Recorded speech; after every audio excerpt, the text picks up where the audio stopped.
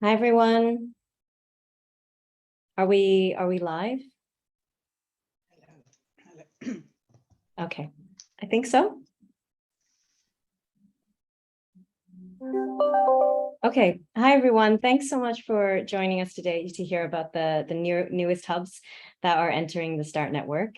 So I'm Tanya Chung. I'm the Senior Network Development Advisor at the START network. And I've had the honor and the pleasure to engage with the panelists today and their colleagues as they embark on starting up a hub in their context. So as some background, last year we began the process of incubating a new cohort of hubs, so the second cohort of hubs. We've had dialogue and engagement with a number of groups proposing a hub in their context. And of that group, 6 potential new hubs emerged with strong commitment to drive forward a locally led sort of driven system change in their context. So those are in Afghanistan, Bangladesh, Kenya, Philippines, Somalia, and South Sudan. So all of these hubs are still in early stages of their work, and they'll begin to engage with members as their process develops. But today, what you'll hear from is leaders from the 3 hubs that are moving the most quickly in the new hub process, and they're set to begin formal incubation at the end of next year. So first, we have Isaac Malim, the Executive Director of Nexus Platform in Somalia, which is hosting and driving forward the hub process in Somalia and Somaliland. Do you want to give a little wave, Isaac? And then secondly is Gloria Soma, Director of TT Foundation, one of the lead organizations that's forming the hub in South Sudan. Gloria, I don't know if your video's good enough, but if you want to, you can also give a little wave. Hi there. And then last but not least is Samuela Hamidi, President of the Organization for Social and Economic Development, OECD, which will be the initial host of the Afghanistan hub. So today we'll have a discussion amongst these leaders. We're going to hear their experience of how the process has gone so far. Just what their hopes and dreams are, their challenges to date, things like that. So hopefully this will give you a flavor of the hub process, just a sense of what things look like for them. So I'm going to start off with a question to Gloria. Could you share with the group briefly, why did you decide to form a hub? Thank you, everyone. Good afternoon to all. Well, why did we start the hub? For the case of South Sudan, was one, we wanted something that we would call our own. So firstly, it had to be something that was locally led, but coming from a very patriarchal women-led organizations, for example, had spaces in terms of leadership and decision-making within the humanitarian architecture. Avec l'effort humanitaire. It was also to ensure that, C'était aussi pour we have assurer. local voices. Sorry, can we pause for a second? Il faut poser parce qu'on n'entend pas. C'est désolé, entend. Something happening with the translation.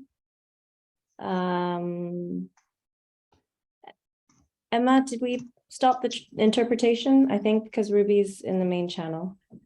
It should be. Oui, il semble que quelqu'un a arrêté. Yes, it might be that because mine is no longer working. Yeah. Okay. All right, it's back on. Sorry, go ahead, Gloria. Yeah, so basically when we look at the way the humanitarian architecture in South Sudan is that it's very UN-centric, with so many of them doing and making decisions on behalf of the country. So for us, this became, what we felt a safe space as locals from South Sudan, but at the same time, being able to drive our own local agenda and innovations to ensure that we're bringing about the change that we as South Sudanese needed to see within the humanitarian. Over to you, Tanya. Thank you so much. And that locally led kind of passion for innovation really comes through every time we speak. Sami, are you there? I think he's dropped off the call. His his internet perhaps has dropped off. Isaac, maybe I can direct the same question to you. Why a hub in Somalia and Somaliland? Thank you so much, Tanya and Start Network team and my colleagues for having me today. So my name is Isaac Malim, this is the way the introduction goes. And I'm the director for Nexus platform. Just to be brief on your question, Tanya, is I'm sure Start Network has gone through quite another revolution. And where they went through is they wanted to study what is going on, what are the challenges. And I really liked the whole issue because they brought to the market a packed system that is ready for anything. So this is the hub system is an idea whose time has just come. So it's not about why did you form, but what is there, what other alternative was there? Because the idea that Nexus, the Start Network brought up onto the table was the best. So when we looked at it and we said, okay, fine, this is the way to go. Because the initiative, the idea of taking humanitarian aid closer to the community, localization, call it by any other name, it's all in there. So this is a package. And when we looked at it, then we said, we have to go for this. Yeah. Brilliant. And maybe while we're chatting, if you can then share, so you talked about why, how has it been so far? What's been your experience in the initial stages of forming a hub? Well, I think we were faster enough than other countries. I'm sure there are other leading hubs by the time, I think that was by luck, but fortunately we got to know the information and we read through and we got to form the hub, and it was fast. It was because the idea was really resonating with all the members that have joined. And it was quick with the speaking directly to the experience that I had input in the hub formation. It's just a normal thing that whenever you're putting processes together, you will find some hiccups here and there. The bringing entities together will always bring some hiccups, some baby steps, some bumps, some challenges here and there, but nothing. Forming, storming, and what do you call it? The milestones that were there was easy because the whole idea was something whose time has come.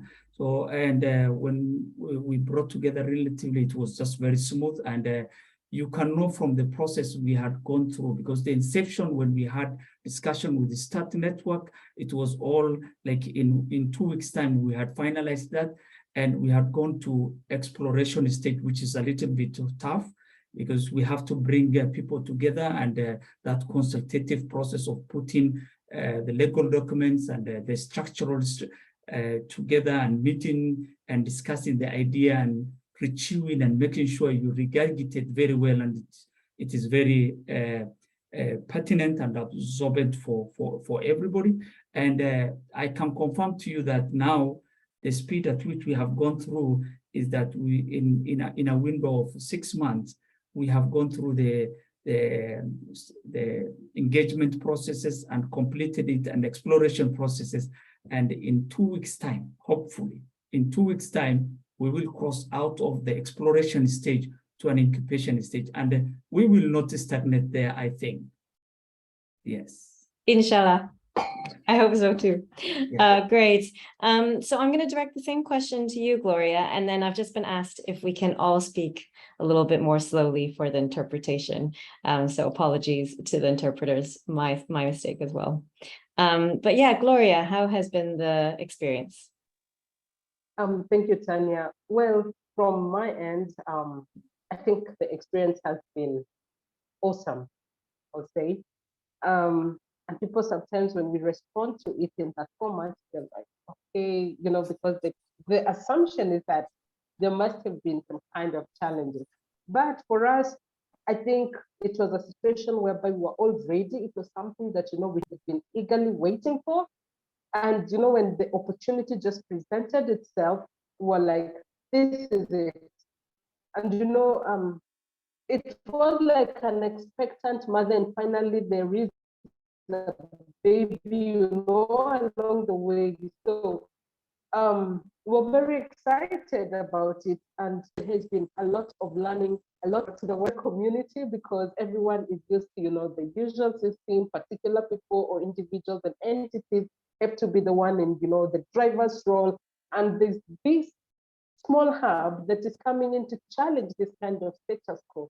So that is quite for me amazing and exciting, but at the same time, yes, it's a little bit frightening because we don't know how that will look like. But the learning from, you know, the different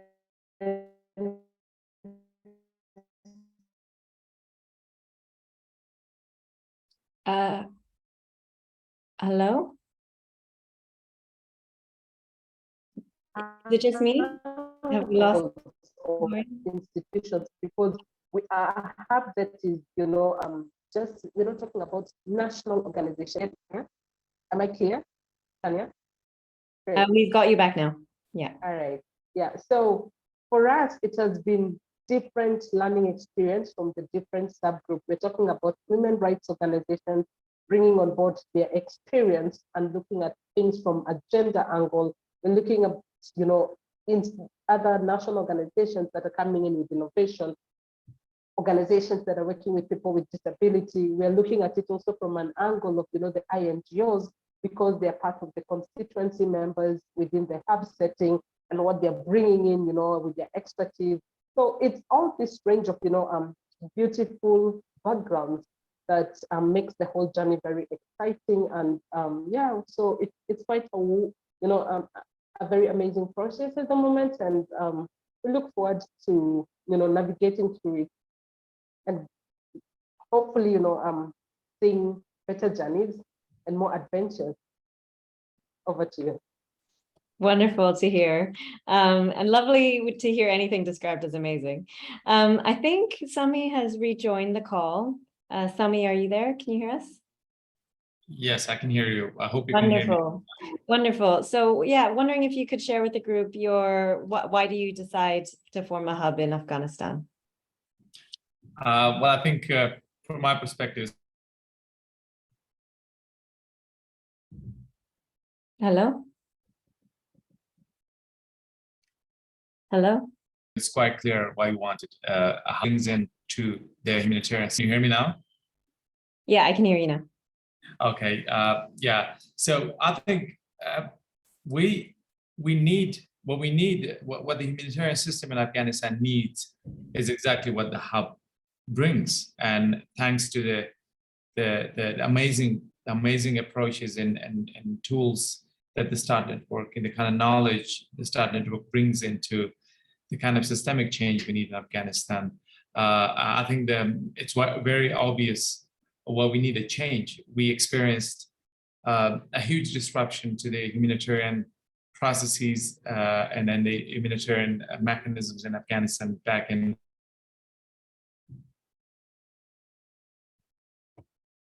August 2020 were for all this time.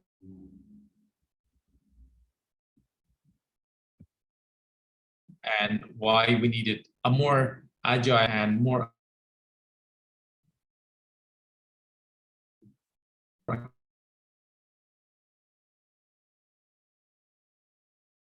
I'm sorry, Sami, I think we've lost you again. I might pause you there and then move on to Isaac and hopefully accountable to the people, sisters and other humanitarian situations, continuously fallen short in the equations behind forming the hub, the community ownership. What we saw basically a complete collapse of the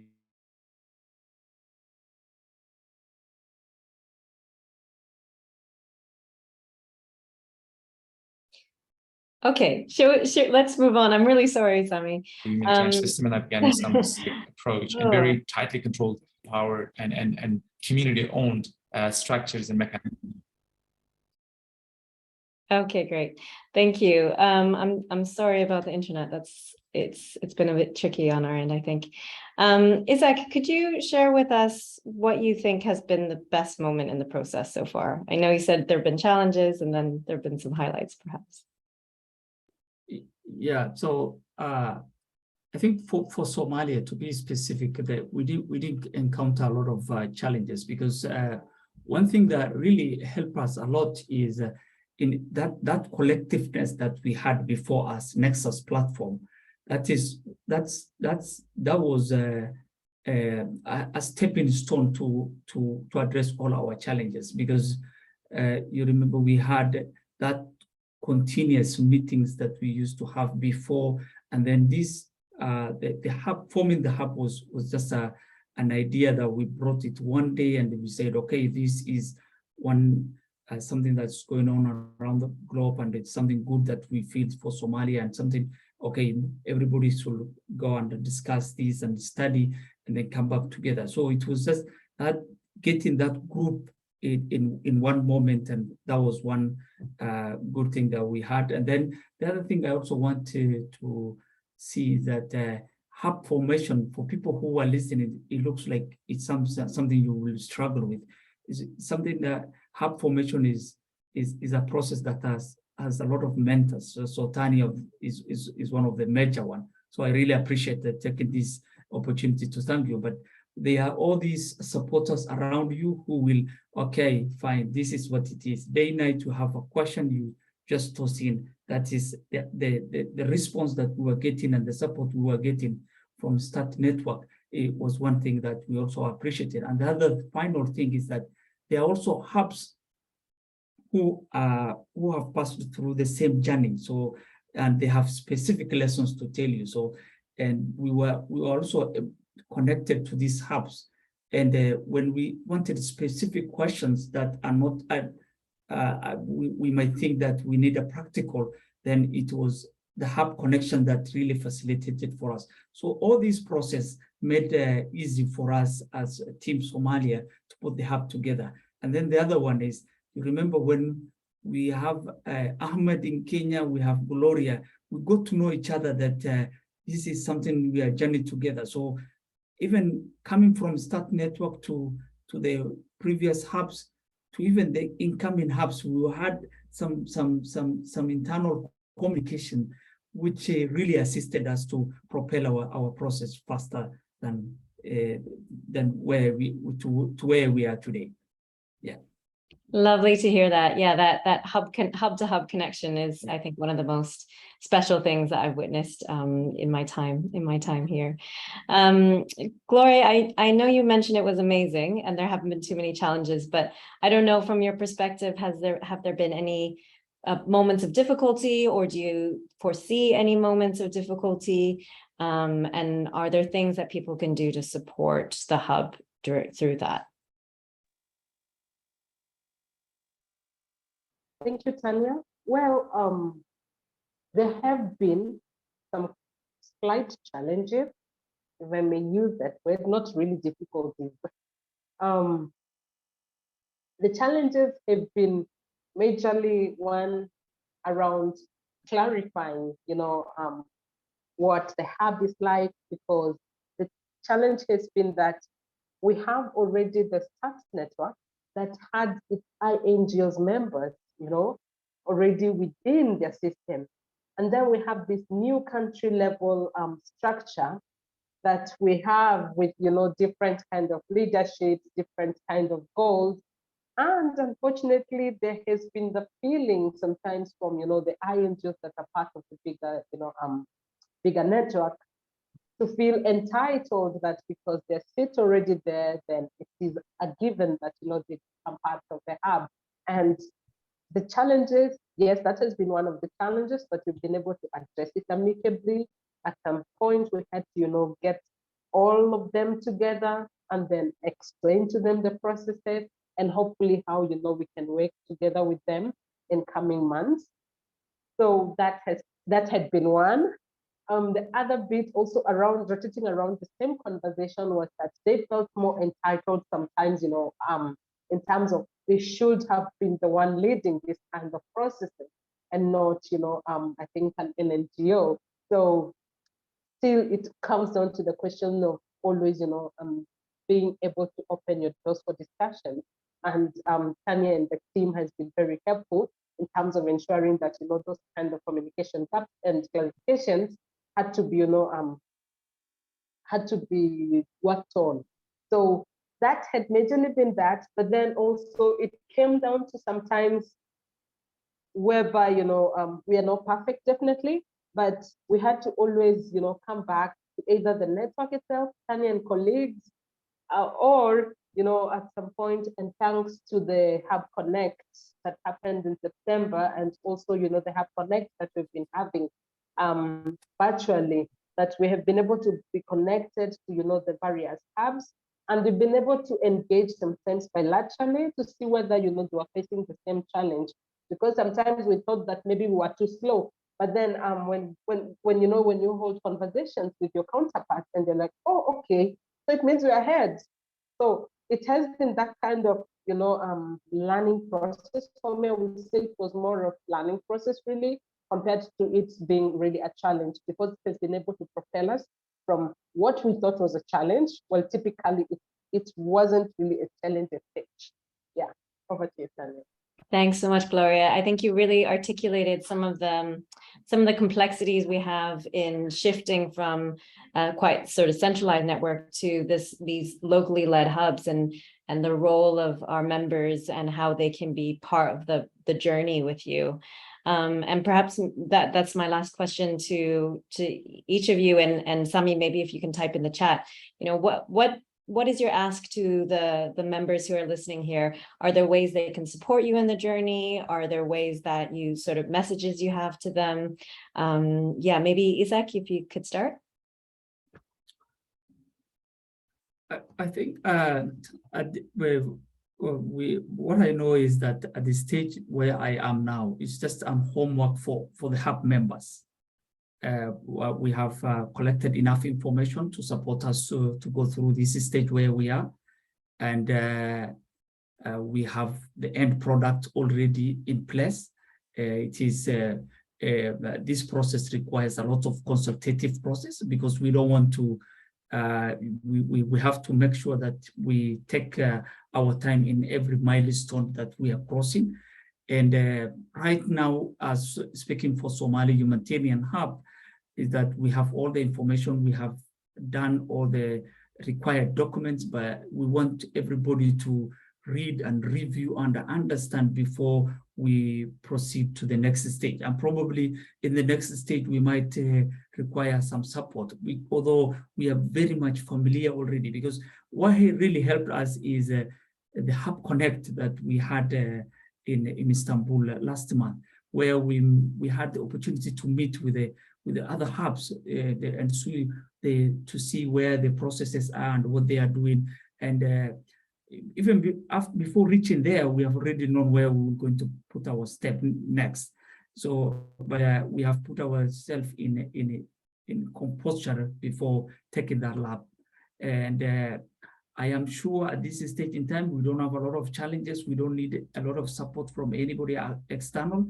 We want the process to take the due diligence and all the consultative process within ourselves before we take the next decisive decision. And probably thereafter, we might decide who to consult and where. But I know already that network, the hubs, my fellow hubs who are now coming in, and the previous hubs and the START network are all resources that I have in mind. Amazing. Thank you, Isaac. Gloria, any thoughts on this? Well, from my end, I think what can others do to help?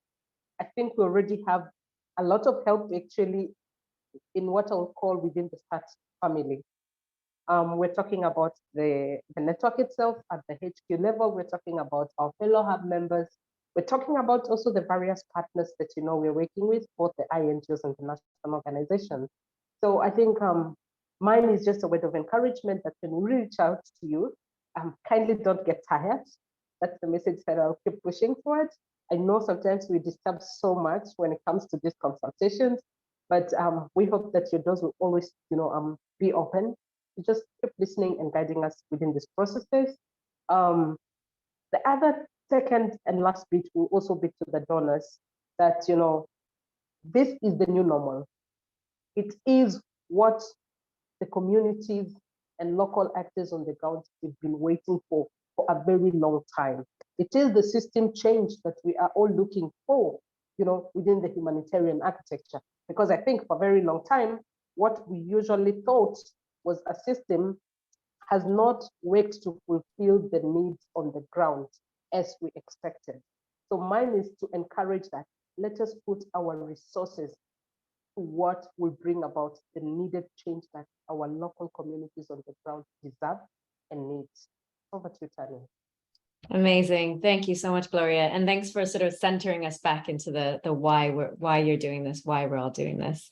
There are some questions in the chat now, and one has asked about sort of engaging with national and local organizations. So maybe if you could share from your perspective, and then I can give a bit of a kind of overview. So it's, what were the selection criteria for the national and local organizations to join? In a previous session, a participant mentioned that the initial hub membership could have been more inclusive. It would be interesting to hear about the outreach and coordination with existing NGO coordination mechanisms or organizations in these countries. So I don't know, Isaac, if you feel you can answer this one, and then I can go to Gloria. Yeah, I think basically this we are putting the hub together. This is quite very initial stages. But just to tell everybody outside there that the selection criteria, and this is not an enclosure for only few specific. It is something that after it is formed, it will reach a stage where every organizations are willing to participate. And the selection criteria is a simple thing like legal registration in the country where you are operating, and few other smaller things. There's nothing big, known by other local actors that you're doing good work and recommended by other actors who are close to you and working with you. Those are some of the basic things. So, but this is an open thing, and as they are hub specific, and they are general selection criteria. So the general ones are very simple, but they are also hub specific. Like every hub has its own nitty-gritty specifics on what to do and what to look into. But like for Somalia, where we want to maintain a ratio where we say for this to be closer to the community and the spirit of taking humanitarian or aid to next to the community and the decision and the change we want, then we want to maintain that ratio of international humanitarian actors versus the local and national actors and CBOs. So we want that ratio to be maintained every time. That's not to lock out any entity out of the hub, but that is just to maintain the initial thinking of the hub and how we want to bring change to Somalia through the hub system. Yeah. Thank you so much. And yeah, just maybe some general points to add to that from across the different hubs. The hubs do reach out to existing coordination mechanisms and existing structures. In particular, with the new hubs, there is a sort of stage of formation where it's a particular engagement with other actors in the sector. And all hubs have to be locally led. So the membership has to be at least 50+% local and national, and the same with the governance structure. So that's where there's a very deliberate intention to that form of inclusivity. There's a question here that perhaps I can answer. Is the wider hub membership different from the secretariat structure? So that's from Ring Cheeto, South Sudan. I don't know if there's a specific sense you have of that, but I guess to say the hubs manage their own membership. So Isaac and his colleagues in Somalia, and Gloria and her colleagues in South Sudan, they would run the membership process in their countries, supported by the START Network Secretariat as needed. And there are sort of bare minimum, so their minimum membership criteria consistent across all the hubs. And then separately, currently, there's the global membership that we have, that maybe some of you or some of the organizations you know are part of. And over time, we see that membership transitioning to the hub. So by 2024, 2025, there will no longer be global membership. So hopefully that's answered your question. I'm getting a time check, so I think we're meant to wrap up here. Any final sort of 20-30-second thoughts from you, Isaac, and then Gloria, and then Sami, if we can hear from you. Yeah, I think I won't take a lot of your time, but this is an idea, an innovative. The hub system is the way to go. So, like Gloria said, this is the only initiative now in the market to address all the needs of the challenges that communities and humanitarian actors are all facing in. So I say the hub system. Thank you, Isaac. Gloria, final words? Mine would just be that in the entire humanitarian system, we are always discussing accountability to affected populations. Any other better way to do this is locally driven initiative that concentrates on the local organizations and local populations and communities. These are the only two people that can be able to converge and create the change that they want to see within their locality. Thank you, Tanya. Thank you so much. Thank you, both of you. I hope to all of you, this has given you a flavor of the hub process, the new hubs coming in. Apologies, we couldn't hear too much from Sami, but massive thanks to Isaac and Gloria. I'm sure you'll be hearing more from them as the years go on. But yeah, thank you all so much, and do get in touch if you want to know more about the hubs. Take care all. Thanks, Isaac. Thanks, Gloria.